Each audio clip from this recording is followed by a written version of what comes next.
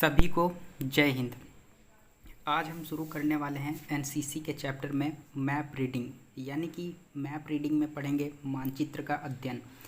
मानचित्र क्या होता है और इसकी विशेषताएं क्या है एवं एनसीसी में कितने नंबर से इसमें क्वेश्चंस पूछे जाते हैं, उन सभी के बारे में आज हम डिस्कस करेंगे। आइए शुरू करते हैं। सबसे पहली बात आती है कि मानचित्र का अध्ययन यानी कि मैप रीडिंग क्या है और यह जरूरी क्यों है। तो मानचित्र के बारे में जानने से पहले शुरू करते हैं। अगर आप इस चैनल पर नए हैं तो चैनल को लाइक, कमेंट एंड सब्सक्राइब करें, और अगर आप चाहते हैं कि आपको इसी तरह की वीडियो हमेशा मिलती रहे तो इस चैनल को सब्सक्राइब कर लीजिए और बेल आइकन प्रेस दबा दीजिए, जिससे हमारी सारी वीडियो आपको सबसे पहले मिल जाए। तो चलिए शुरू करते हैं। मानचित्र जो होता है वह है युद्ध क्षेत्र में मानचित्र ही सैनिक का सच्चा मित्र होता है। यानी कि जो मानचित्र है वह एक सैनिक के लिए उतना ही आवश्यक है जितना जिंदा रहने के लिए पानी है। यानी कि अगर कोई भी सैनिक मानचित्र का अध्ययन नहीं जानता तो वह पूर्ण रूप से सैनिक नहीं बन सकता। क्यों? अब बात आती कि क्यों नहीं बन सकता, तो क्योंकि युद्ध संबंधी कार्य की सफल कार्यवाही इसी पर निर्भर होती है। यानी कि जो सैनिक मानचित्र का जितना अच्छा जानकार होगा वह युद्ध में उतनी ही अधिक सफलता हासिल कर सकेगा।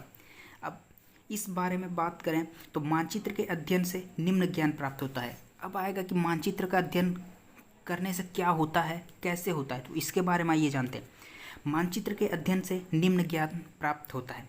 जैसे कि अगर कोई भी मानचित्र का अध्ययन जान जाएगा तो उससे क्या करेगा, तो सबसे पहले नंबर पर अगर हम बात करें तो देखिए यहाँ पर सब कुछ एकदम पूरा फूल टू फटाक लिखा हुआ है। आप अगर नोट्स बनाना चाहते हैं तो इस कॉपी में जैसे लिखा है इसी तरह आप पूरा अपने कॉपी पे उतार लीजिए। एग्जाम के समय आपको ए ग्रेड से कोई नहीं रोक सकता, पूरा ए ग्रेड पक्का। सबसे पहली नंबर पर बात करें कि मानचित्र के अध्ययन से क्या होता है, तो पहला नंबर पर भूमि पर यानी कि जमीन पर अपनी तथा शत्रु की स्थिति ज्ञात करना।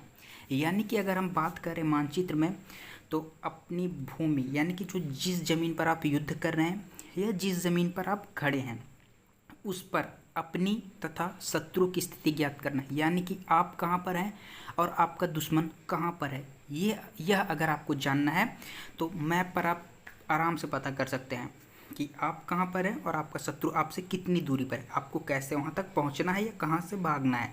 तो सबसे पहले दूसरी बात करें, एक स्थान से दूसरे स्थान की दूरी तथा दिशा। यानी कि अगर आप कहीं पर खड़े हैं तो कहाँ खड़े हैं, किस स्थान पर खड़े हैं और एक स्थान से दूसरे स्थान की दूरी कितनी है तथा किस दिशा में आपको जाना है या किस दिशा में है।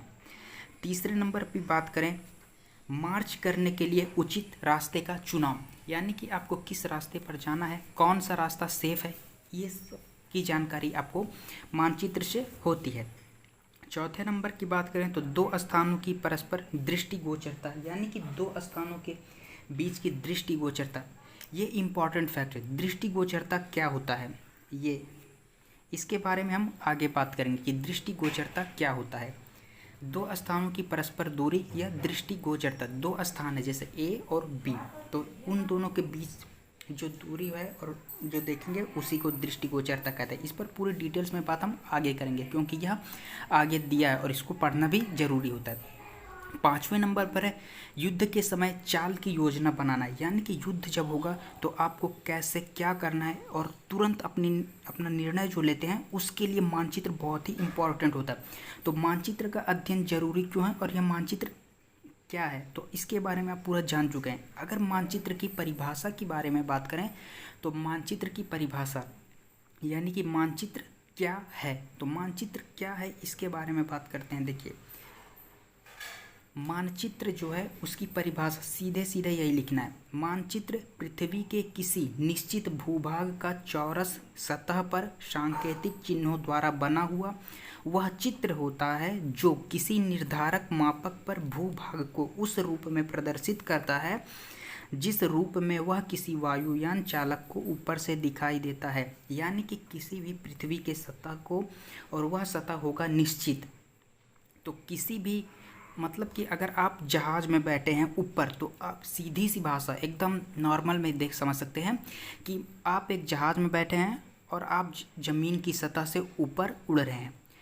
आपको उस जहाज में बैठकर आप जो नीचे देखेंगे तो नीचे आपको जो भी दिखाई देगा, किसी भी कागज़ पर अगर आप वैसा ही चित्र बना देते हैं एकदम उसी तरह, तो वही हो जाता है मानचित्र। सीधी सी भाषा में एक समझ, इसको बस समझना है, रटना कुछ नहीं है, बस समझना है।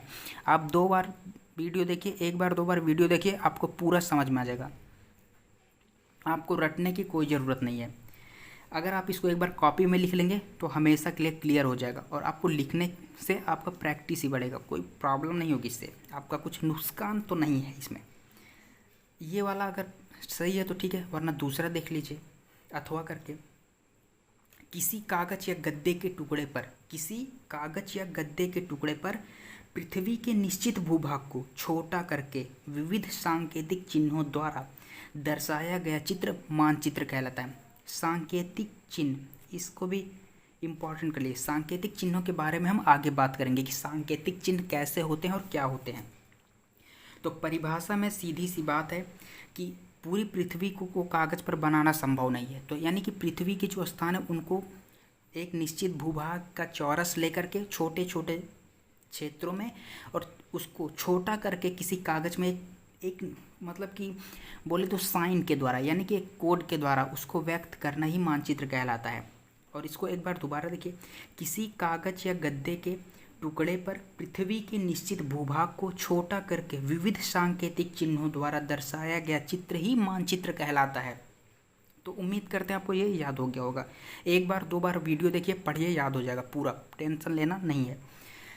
फिर बात करें तो आता है कि मानचित्र तो ठीक है, मानचित्र की परिभाषा क्या है। अब मानचित्र के प्रकार के बारे में अगर हम बात करें तो मानचित्र कितने प्रकार के होते हैं और यह कितने हैं। तो मानचित्र के प्रकार के बारे में देख लीजिए तुरंत, कुछ करना थोड़ी है, देखना ही है बस। देखिए, मानचित्र तो बहुत तरह के होते हैं, लेकिन कुछ होते हैं खास जिनके बारे में हम पढ़ेंगे आज। तो कुछ खासों के बारे में पढ़ने चलते हैं। मानचित्र को 6 प्रकार है जो हमको इसमें पढ़ना है, और यही 6 एग्जाम में भी लिखना है, पूरा नंबर आपको आराम से मिलेगा। मानचित्र है पहला प्राकृतिक, दूसरा है राजनैतिक मानचित्र। प्राकृतिक मानचित्र में क्या होता है, प्राकृतिक वस्तुओं को ही दर्शाया जाता है, जबकि राजनैतिक मानचित्र में राजनैतिक चीज़ों को दिखाया जाता है। आर्थिक मानचित्र में आर्थिक अर्थ से संबंधित सभी चीज़ें प्रदर्शित होती हैं। ऐतिहासिक मानचित्र में ऐतिहासिक चीज़ें दिखाई जाती हैं, जैसे कि आगरा का किला, लाल किला, ताजमहल, कुतुब मीनार, ये सब जो चीज़ें मानचित्र पर दिखाई जाएंगी इनको बोलेंगे ऐतिहासिक मानचित्र, यानी कि इतिहास से संबंधित मानचित्र। 5वें नंबर पर बात करें तो सांख्यिक मानचित्र आता है, और 6वें नंबर पर सबसे इम्पॉर्टेंट जो हम लोगों को पढ़ना है वो है सैनिक मानचित्र, यानी कि सेना के द्वारा उपयोग में लाया जाने वाला मानचित्र ही सैनिक मानचित्र कहलाता है। यह बात आप नोट करके लिख लीजिए कि सैनिक मानचित्र किसे कहते हैं। तो सैनिकों के द्वारा उपयोग में लाया जाने वाला जो मानचित्र है वही होगा सैनिक मानचित्र। सैनिक मानचित्र हमारे लिए सबसे ज़्यादा इम्पॉर्टेंट है, क्योंकि हम हैं एनसीसी के कैडेट्स और हमें हैं आर्मी विंग के कैडेट, तो और हम हैं एयरफोर्स और नेवी के। तो चाहे आप किसी भी विंग के हों, मानचित्र सबके लिए ज़रूरी है, क्योंकि बिना दिशा निर्देश के आप कुछ कर नहीं पाएंगे। इसलिए मानचित्र का ज्ञान आवश्यक होता है और इसे समझना भी बहुत ज़रूरी है। तो आइए, मानचित्र के प्रकार हो गए हैं, मानचित्र की परिभाषा, मानचित्र से संबंधित अन्य बात। अब इसके बारे में आगे जानने की बात करते हैं।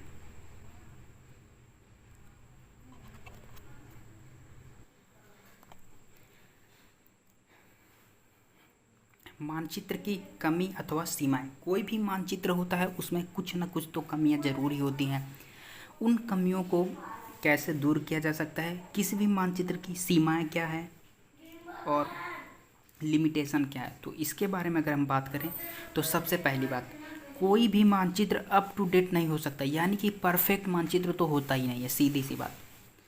यानी कि हमेशा जैसा ज़मीन पर मिलेगा एकदम डिक टू पूरा एकदम सेम टू सेम नहीं होता, लेकिन 95% तक मैच करता है। और दूसरा नंबर पर मानचित्र चूँकि कागज़ पर पैमाना मानकर बनाया जाता है, यानी कि एक निश्चित मतलब वो होता है कि जैसे कि हम मानते हैं कि ऐसा ही होगा, पैमाना यानी कि ऐसा ही होगा यह मानकर बनाया जाता है। अतः जमीन की सभी आकृतियों को मानचित्र पर दर्शाना संभव नहीं है, यानी कि जैसा एकदम सेम टू सेम जमीन की तरह तो बिल्कुल नहीं बनाया जा सकता, क्योंकि छोटा मोटा गड्ढा थोड़ी ना उस मानचित्र में बनाया जा सकता है। तो इसलिए 2 पॉइंट एकदम आराम से लिखिए। मानचित्र की सीमाएं या मानचित्र की कमी पूछे तो उसमें यही लिख सकते हैं।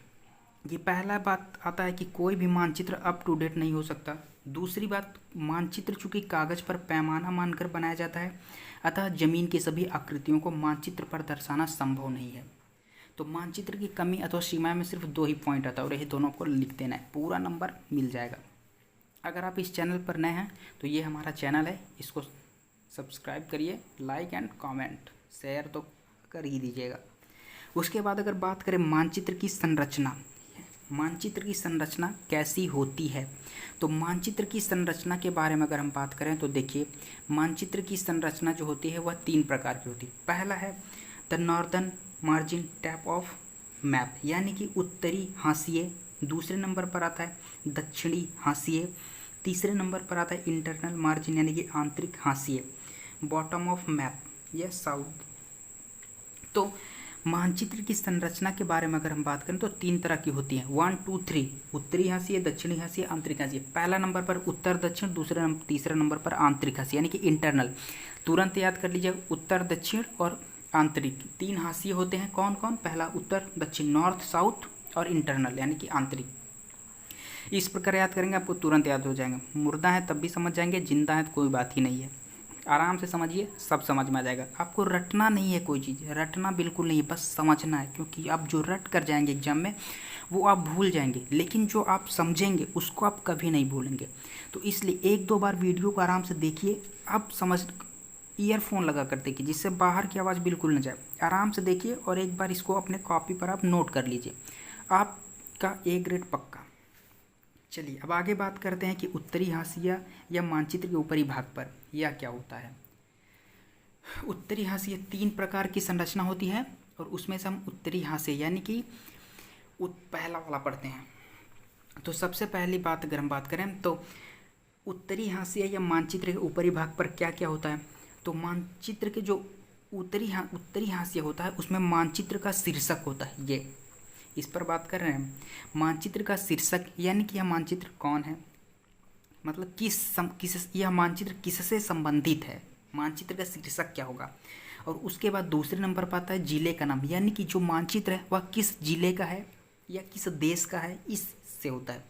तीसरे नंबर पर अगर हम बात करें तो सुरक्षा वर्गीकरण, ऊपर ये सारी चीज़ें लिखा रहता है। चौथे नंबर पर आएगा सर्वेक्षण का वर्ष, यानी कि किस वर्ष यह बनवाया गया है, किस वर्ष इसका सर्वे किया गया और तब बनाया गया है। 5वें नंबर पर आता है नक्शे का संस्करण। 6वें नंबर पर आता है मानचित्र संदर्भ। 7वां मानचित्र संख्या। 8वां तीनों उत्तरों की स्थिति व चुंबकीय उत्तर का घटना या बढ़ना। आपको ज़्यादा ऊट पटांग कुछ नहीं करना है, बस हेडिंग 1 लिखना है, उत्तरी हाशिया मानचित्र के ऊपरी भाग में क्या होता है, तो बस यही 8 पॉइंट लिख देना है। 5 नंबर या 2 नंबर का जो रहेगा पूरा मिल जाएगा। और इसके इंटरनल नहीं घुसना है क्योंकि इसके अंदर नहीं पूछता, बस हेडिंग मेन पॉइंट पूछता है कि क्या होता है। तो ये 8 पॉइंट है, इसको आराम से लिख लीजिए। उसके बाद हम दक्षिणी हाशिए की बात करें कि दक्षिणी हाशिए पे क्या होता है। तो दक्षिणी हाशिया या मानचित्र के निचले भाग पर क्या लिखा होता है, तो प्रकाशन का वर्ष, यानी कि यह मानचित्र किस वर्ष प्रकाशित किया गया है, यानी कि छपने का वर्ष। दूसरा है सांकेतिक चिन्हों की सूची, यानी कि जो हम पीछे बात किया ना कि सांकेतिक चिन्हों द्वारा व्यक्त किया जाता है, तो वही सांकेतिक चिन्हों की सूची, यानी कि कौन सा संकेत, कौन सा साइन किस चीज़ को रिप्रेजेंट कर रहा है, इसके बारे में हम बात करेंगे। उसके बाद आता है मानचित्र की सूची पत्र, मानचित्र का सूची पत्र। चौथा है प्रकाशन का नाम। 5वां है मापक व मापक रेखा। मापक व मापक रेखा में भी बहुत चीज़ें आती है, उसको आगे हम पढ़ लेंगे। जितना भी चीज़ है सब पढ़ेंगे, टेंशन नहीं लेना है।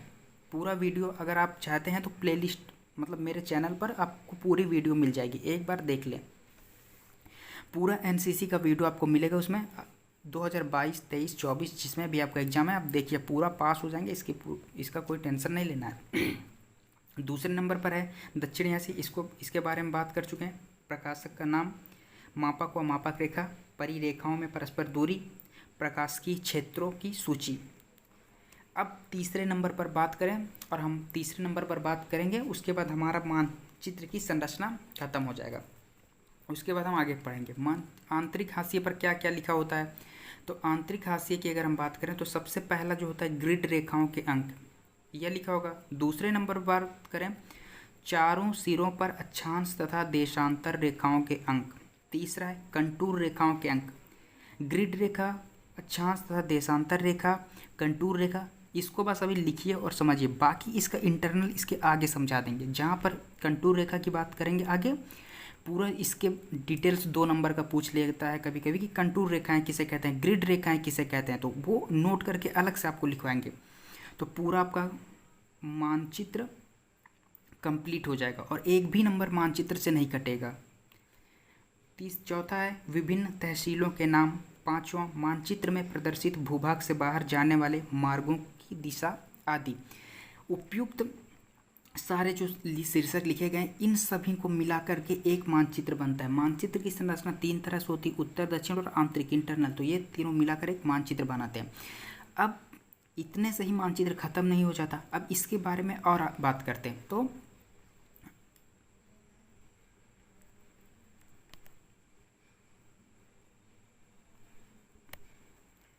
तो ये देख लीजिए एक बार पूरा, और इसको पूरा लिखकर नोट्स बनाइए, आगे हम बात करते हैं फिर।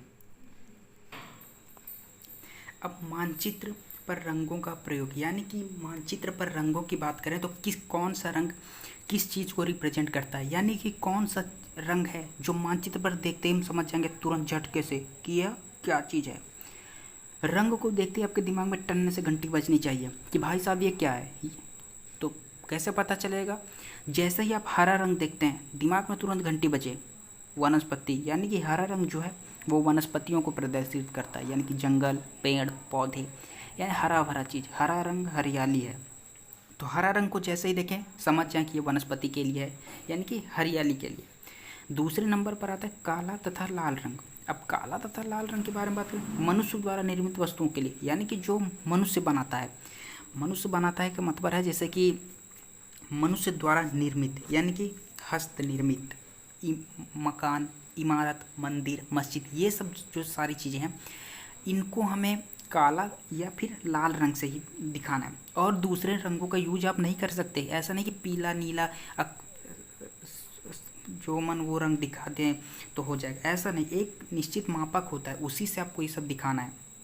तीसरे नंबर पर आता है नीला रंग, यानी कि ये कलर है और आपको ये कलर किसके लिए यूज करना है, इसके लिए। तो अगर आप वनस्पति मानचित्र पर दिखा रहे हैं तभी आप हरा रंग यूज कर सकते हैं। ऐसा नहीं कि वनस्पति के लिए आप पीला या भूरा नीला रंग दिखा दिए, ऐसा आपका मानचित्र ही गर्दा हो जाएगा, यानी कि पूरा खराब हो जाएगा, उसको फाड़ के फेंक दिया जाएगा। तो इसीलिए कुछ चीज़ें होती है जिसको आपको पालन करना पड़ेगा। मानचित्र अगर बनाना है तो इन रंगों का भी ध्यान रखना पड़ेगा।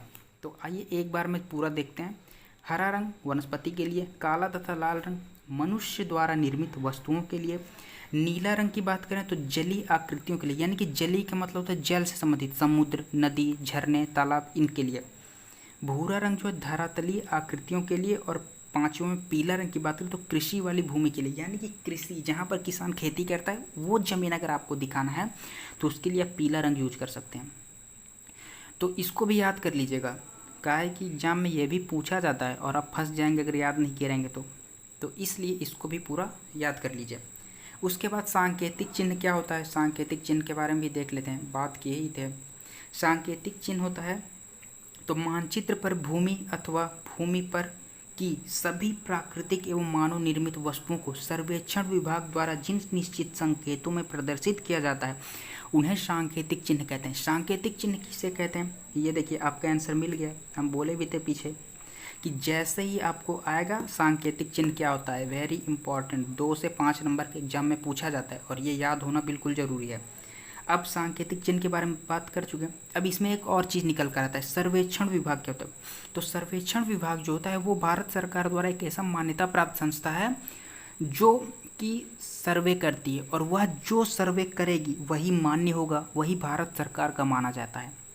तो इसलिए कोई भी सांकेतिक चिन्ह सर्वेक्षण विभाग ही तय करता है, आप या हम नहीं तय कर सकते। हाँ, आप और हम वही तय कर सकते हैं जो हमारे पर्सनल का होगा, वह देश में मान्य नहीं होगा। अगर आप अपनी सुविधाएं के लिए कोई भी मानचित्र बना सकते हैं, ये इसके लिए आप स्वतंत्र हैं, लेकिन वह कानूनन सही नहीं होगा, वो सिर्फ आपके लिए सही है, दूसरे लोग उसको नहीं मान सकते और वो आप पब्लिश भी नहीं करवा सकते। तो सांकेतिक चिन्ह समझ गए। अब बात करते हैं मापक, यानी कि मापक क्या होता है। तो मापक जो है किसी मानचित्र पर दो स्थानों के मध्य की दूरी और धरातल पर उन्हीं दो स्थानों के मध्य की वास्तविक दूरी के अनुपात को मापक कहते हैं। यानी कि जो मानचित्र पर दो स्थानों की दूरी जितना होगा और वास्तविक जमीन पर यानी कि ऑन द फील्ड जो होगा वही दूरी दोनों same to same disc to match कर जाए तो उसी को मापक बोलते हैं। और इसी मापक को हिंदी में स्केल भी बोलते हैं, मापक या इंग्लिश में स्केल बोल देते हैं। तो इस परिभाषा को याद कर लीजिए, किसी मानचित्र पर दो स्थानों यानी कि दो स्थान A to B, दो स्थानों के बीच की दूरी और वही जमीन पर A से B की दूरी अगर वास्तविक दूरी के अनुपात को मापक कहते हैं, यानी कि उनका अनुपात निकलेगा। जैसे A to B और C to D अगर दोनों बराबर हैं तो उसी को मापक स्केल कहते हैं। मानचित्र पर मापक 3 प्रकार से प्रदर्शित किया जाता है और वह कौन कौन से 3 प्रकार हैं आइए देख लेते हैं। सबसे पहला जो तीनों प्रकार में आता है तो पहला है कथन द्वारा बाय स्टेटमेंट इन वर्ड्स, दूसरे नंबर पर आता है प्रदर्शक चित्र अथवा संख्यात्मक अनुपात द्वारा और तीसरा है रेखात्मक चित्र द्वारा। तो यह 3 हो जाता है मापक के प्रकार। और यहाँ से आपका मापक खत्म हो जाता है। मापक, सांकेतिक चिन्ह, मानचित्र पर रंगों का प्रयोग, मानचित्र की परिभाषा आदि सभी कुछ आप जान चुके हैं। तो यहाँ से होता है थैंक यू। अब हम आगे बात करेंगे नेक्स्ट वीडियो में, क्योंकि अगर इसी में बात करेंगे तो ये वीडियो हो जाएगा बहुत लंबा और आपको देखना भी हो जाएगा ऊब, इसलिए बंद करते हैं ये वीडियो। और हाँ, इसी तरह के वीडियो देखने के लिए हमारे चैनल को ज़रूर सब्सक्राइब करिएगा और एनसीसी की पूरी वीडियो यहाँ पर उपलब्ध है। आप चाहें तो हमारे चैनल पर जा कर के प्लेलिस्ट में बिल्कुल वीडियो देख सकते हैं और अपना नोट्स बनाइए, एग्ज़ाम दीजिए, A ग्रेड से आपको कोई नहीं रोक सकता। तब तक के लिए जय हिंद। अगली वीडियो में हम मिलेंगे आपसे, तब तक के लिए धन्यवाद।